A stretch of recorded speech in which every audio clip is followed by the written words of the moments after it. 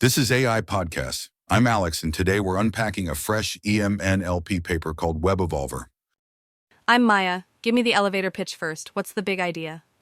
Short version, WebEvolver adds a co-evolving world model to a web agent. That model predicts what the next web page will look like after an action, and the team uses it in two ways. First, as a simulator to create extra practice data. Second, as a look-ahead tool at decision time, so the agent can peek a couple of steps into the future.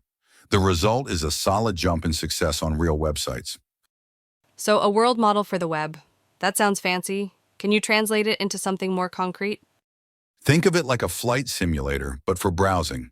The agent sees the current page as a structured outline of the site, then proposes an action like click or type. The world model imagines the next page that would appear. Because it learns from the agent's own experiences, they improve together over time. Co-evolving like training partners at the gym. One asks harder questions, the other gets better at answering. Why did they need this in the first place?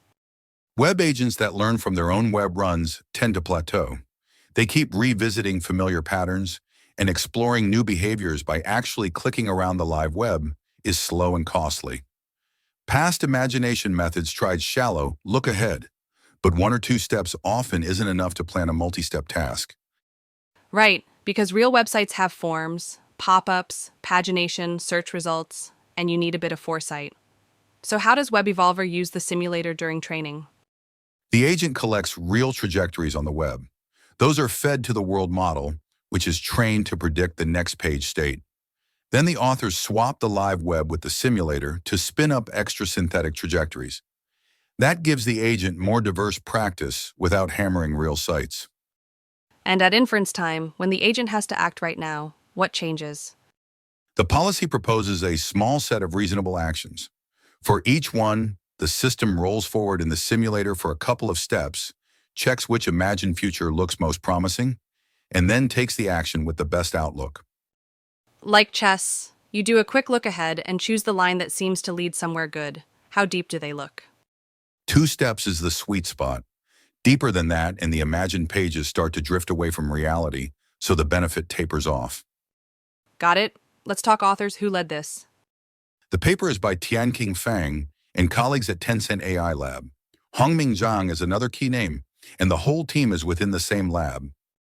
Thanks. Now, what were they comparing against?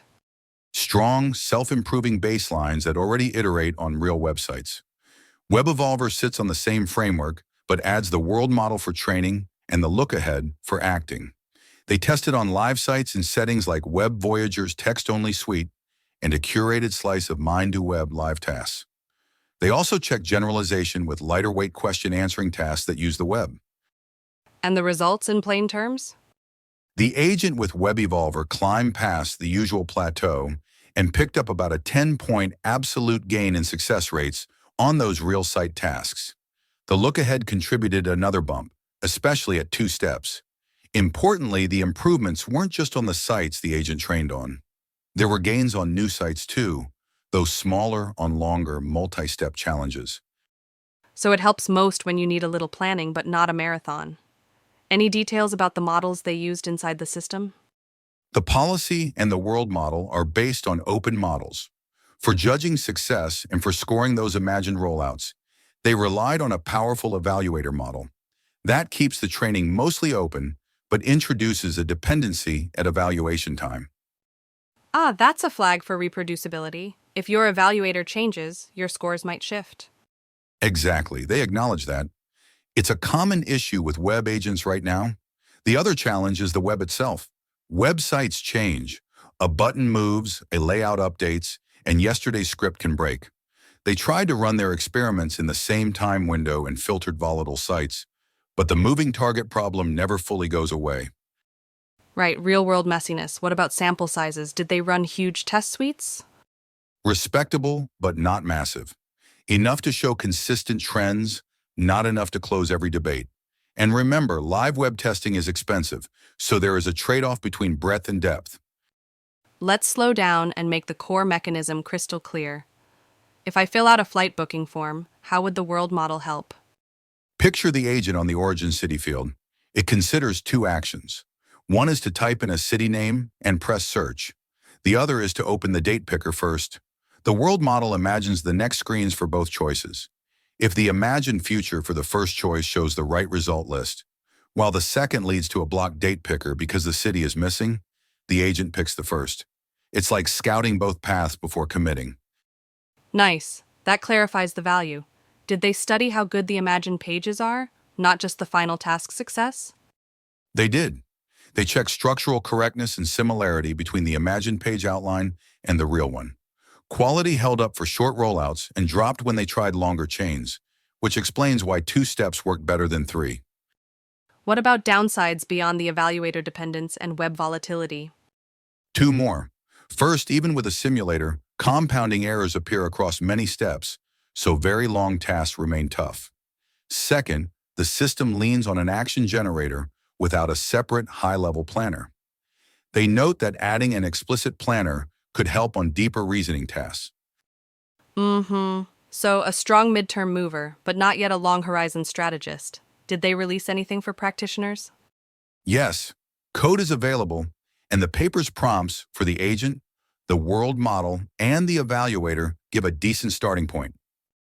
If I'm a product engineer listening on my commute, how would I trial this without going all in? Start with 2 loops. First, collect a modest set of real browsing trajectories for your domain. Second, train a lightweight world model to predict the next page outline from action and current state. Use it to synthesize extra training data and to do a 2-step look ahead on a few critical flows like login, search, and checkout. Measure whether the look ahead reduces retries or dead ends. And keep an eye on the evaluator. Maybe swap in rule checks like is the confirmation text present or is the right item in the cart, so you are not beholden to a single model judgment. Exactly, and log divergence carefully. If the imagined future claims success but the real browser fails, that is a signal to improve the simulator on that pattern. Before we wrap, what future directions stood out? 3 big ones. Improve long horizon fidelity so deeper rollouts remain trustworthy. Replace or back up the evaluator with open and rule-based checks for better reproducibility. And bring in explicit planning so the system can both imagine the next screens and reason about multi-step goals. Sounds like a roadmap from flight simulator toward air traffic control. More imagination, plus better rules of the air. I like that. And just to give credit again, this is from Tencent AI Lab, led by Tianqing Fang with collaborators there. All right, quick takeaway for listeners. WebEvolver shows that teaching a web agent to imagine the next page and then using that imagination both for extra practice and for short look ahead can break a common plateau. It is practical at shallow depths, it leverages open models, and it nudges success up on real sites, though long tasks and evaluator dependence remain open challenges. That's the headline. If you work on automation for the web, try a small 2-step look ahead with a co-trained simulator and see if it trims your failure modes. Thanks for the tour, Alex. Thanks, Maya. This was AI Podcast. See you next time.